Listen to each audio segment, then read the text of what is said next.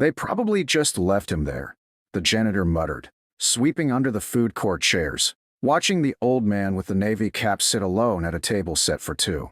Another senior killing time before a flight that doesn't exist.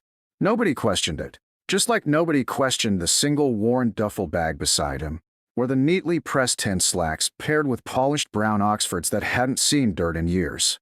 He had that look, a pressed white dress shirt tucked too precisely to be accidental, a face creased like folded paper, and eyes that seemed to scan every exit in the terminal without moving his head.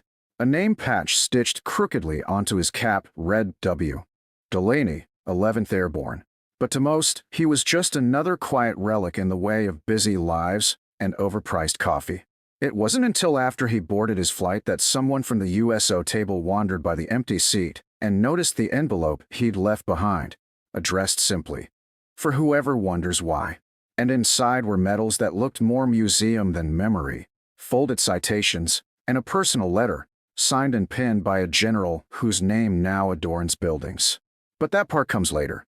First, there was the boy, the only person who asked the question everyone else ignored. If you believe that kindness should never be the exception, and that dignity still matters, even when no one's watching, make sure to like and subscribe, because what happens next proves that one small act of humanity can echo louder than rank or ribbons. It was the kind of day people forgot the moment it ended. Windy, gray-skied, the airport choked with delays and shoulder-to-shoulder noise. Gate B-17 was chaos in denim jackets and Bluetooth calls, suitcases ramming shins, flight updates blaring without mercy. Somewhere in that blur, at a side table barely anyone noticed, sat Walter Delaney, 91, a silhouette of stillness in a sea of impatience. His cap had a tiny tear stitched up by hand, and his gnarled fingers never left the ceramic cup of black coffee in front of him. He didn't drink it, just warmed his hands with it like a ritual. Every Veterans Day for 12 years, Walter flew standby from Cincinnati to D.C., not because anyone invited him, but because his best friend, Private Harold Ames, never made it back from Luzon, and Walter had promised, "I'll show up for both of us. Every year, as long as I can." So he sat at gate B-17, always the same gate, always a chair facing out, always alone. Until this time. Until the boy. Jack was 6, curly-haired and half asleep in a red puffer coat, clinging to a stuffed lion while his mother scrolled absently through her phone, waiting for boarding to start. Jack tugged at her sleeve and pointed. "Why is that soldier eating by himself?" The mom glanced, distracted. "He's not a soldier, baby. He's just—" But she trailed off. Something in the way he sat, back straight, hat firm, like he still belonged somewhere that no longer existed, stopped her short. Jack slipped from his seat, lion in hand, and walked right up to the table. "Can I sit with you?" Walter looked up, eyes narrowing against the glare, then softened. "Sure, kid. If you don't mind old stories." Jack plopped down like it was the most obvious thing in the world. His mom followed, sheepish, murmuring, "I hope we're not bothering you." Walter chuckled. "Lady, I've sat at this table so long, I thought I'd gone invisible." Nearby passengers started to glance over. One young woman from TSA grabbed an extra coffee. A college kid wheeled over a chair. A pilot, just off duty, took a slow breath and lowered his phone, watching. 10 minutes later, there were 9 people at that table. 15 minutes after that, there were 20. Someone started recording. No one asked for a speech, but Walter began talking anyway. Not with grandeur, not like a hero, just a man remembering. He told them about Harold and the pledge made between foxholes. About the medal he kept in his bag not for himself, but because it had Harold's name engraved on the back, illegally, against protocol. He told them about the time they dug trenches with bare hands because the shovels never made it off the boat, and about the sound you never forget when someone who always said, "See you tomorrow," just doesn't. The crowd around him didn't speak much. They didn't need to. They listened. And with every passing minute, the terminal around them, B-17 and beyond, seemed to shift, quieting like someone had turned down the world's volume. A teenager from the flight crew wiped her eyes. A business traveler leaned forward with both elbows on his knees, hands clasped. Walter didn't notice the cameras or the murmurs about someone from command possibly coming down. He just kept talking, and when he finally stopped, it wasn't because he was tired, but because the boy, still holding his lion, had reached into his backpack and handed Walter a crayon drawing of a man with a blue hat and a cape. "That's you," Jack said. "My teacher says real heroes don't fly." Walter blinked, then folded the paper carefully, like it was glass. "Your teacher's smarter than most generals I ever met," he said. He didn't see the airport manager quietly calling someone on the secure line, or the staff sergeant who arrived 15 minutes later in dress blues and didn't interrupt, just stood at a distance with his hand raised in silent salute. Walter just smiled, his voice softer now. "Tell you what," he said to Jack. "Next time you see someone sitting alone, ask them their story. Might be bigger than you think." Jack nodded like it was law, and as the gate agent finally called boarding for Flight 218, nearly the entire group stood and walked Walter to the gate like an unofficial honor guard.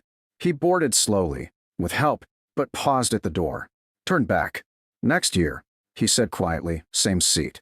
Save it for someone who remembers." And then he was gone. But the table stayed full long after. The table didn't empty after Walter boarded, not really. His coffee cup remained, still warm to the touch. The folded crayon drawing sat in its center like a tribute. The little boy, Jack, stayed planted on the chair where Walter had sat, lion in one hand, his mother beside him wiping her face with the cuff of her sleeve, her phone buzzing in her lap, ignored for the first time all day. Around them, people who had been strangers an hour ago now lingered in a silence that wasn't awkward, it was sacred. They had come for their flights, their deadlines, their distractions. And instead, they'd witnessed something they couldn't explain. A few quietly asked Jack about the drawing. Others took photos of the note Walter had left in his seat. "Show up for someone if they can't anymore. I'm just passing it forward." That was when someone finally noticed the name on the stitched badge he wore. W. Delaney, 11th Airborne. A young veteran in line for his boarding group turned to his friend. "Wait, Delaney? That's not just a name." He pulled out his phone, typing quickly, then stopped cold.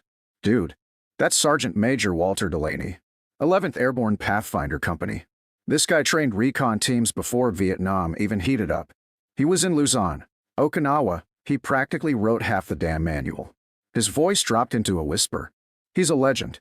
The businessman beside him, until then half listening, stepped forward. "My grandfather served with 11th too.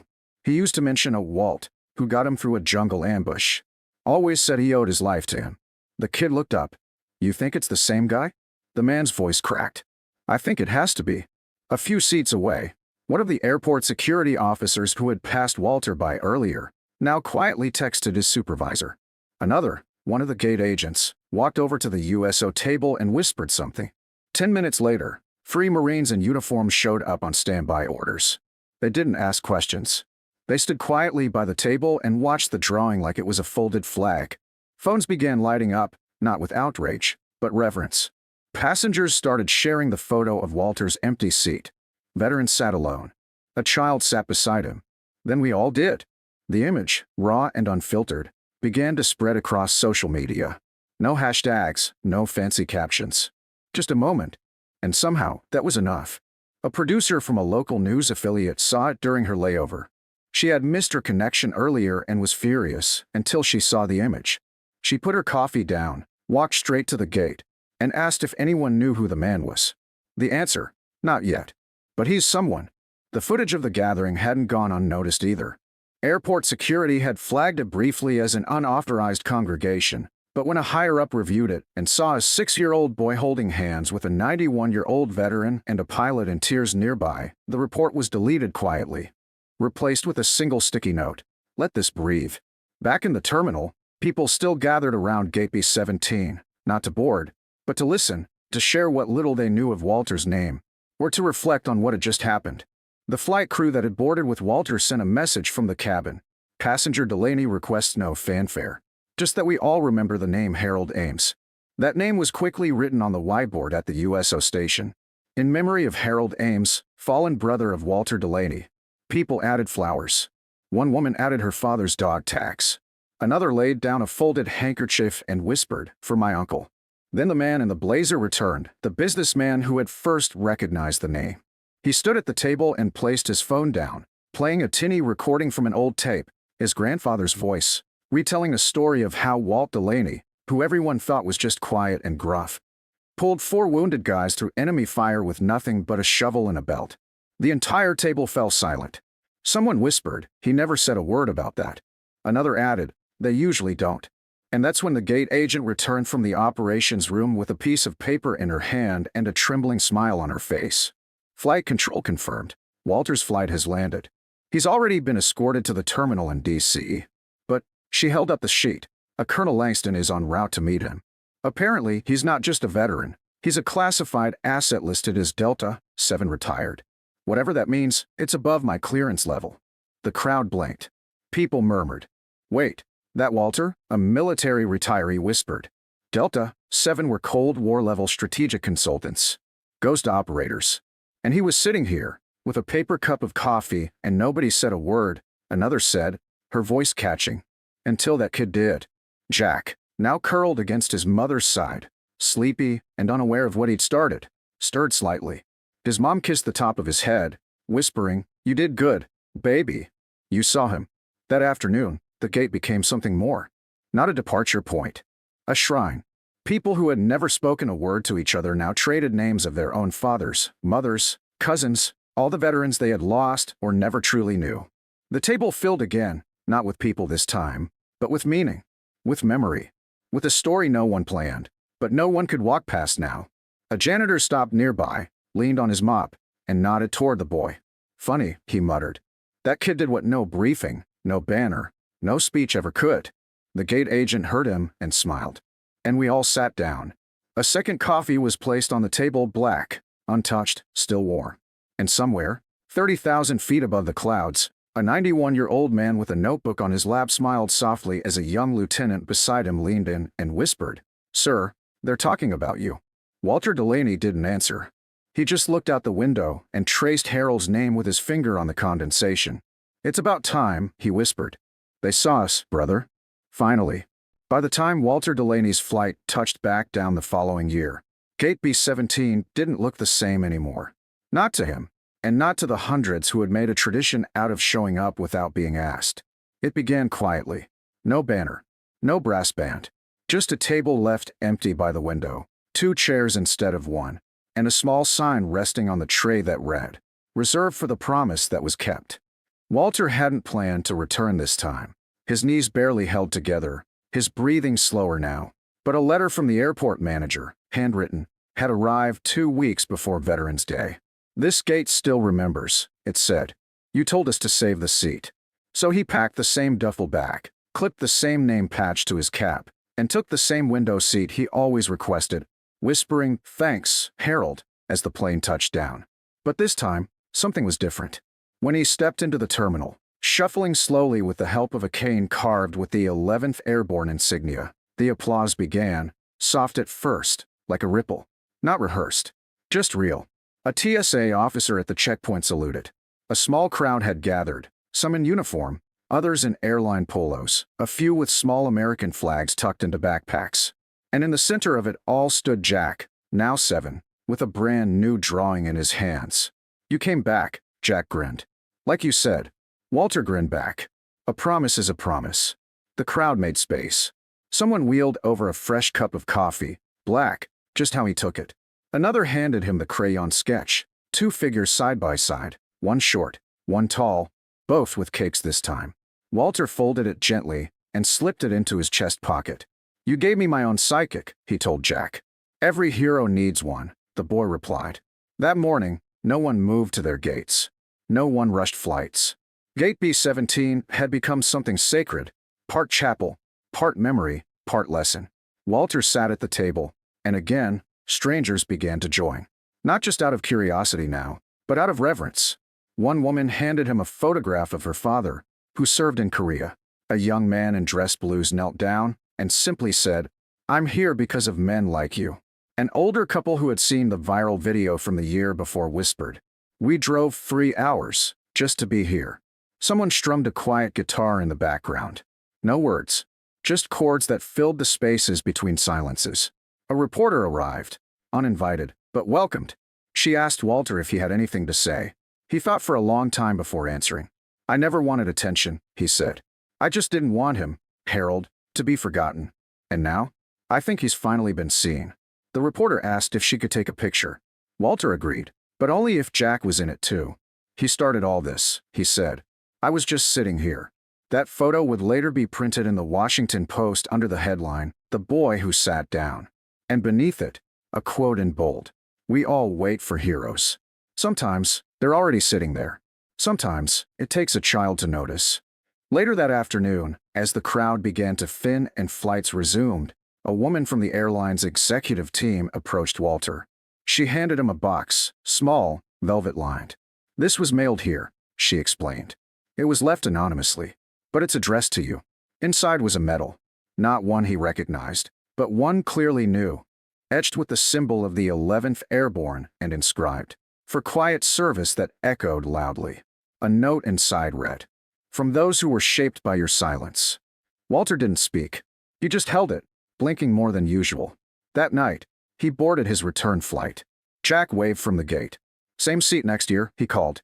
Walter gave him a soft salute. You better believe it. But that year would be his last. He passed away in the spring, quietly, in his sleep. His belongings were modest.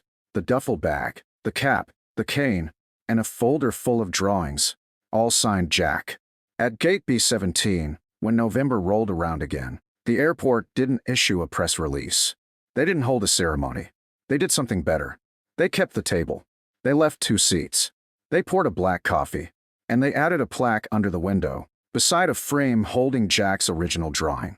It read, "In memory of Walter Delaney." He showed up. So now we do too. And every Veterans Day since, people still gather there. Some bring stories. Some bring silence. Most bring nothing at all, except time. That same janitor still works the early shift, though now he stops by the table each morning and straightens the photo frame. Sometimes he mutters to himself, "That old man did more by sitting here than most people do with microphones." And somewhere across the concourse, a new child tugs at a parent's sleeve and points to the empty seat. "Mom, why is no one sitting with the soldier?" And the parent, if they've been there before, simply says, "Wait." Because sure enough, a stranger will walk over. Then another. Then dozens. Some sit. Some stand. But none of them let the table stay empty. Because of one man who kept a promise. Because of one boy who asked a question. Because of one moment that reminded everyone. Dignity doesn't ask to be seen, but once it is, it changes everything.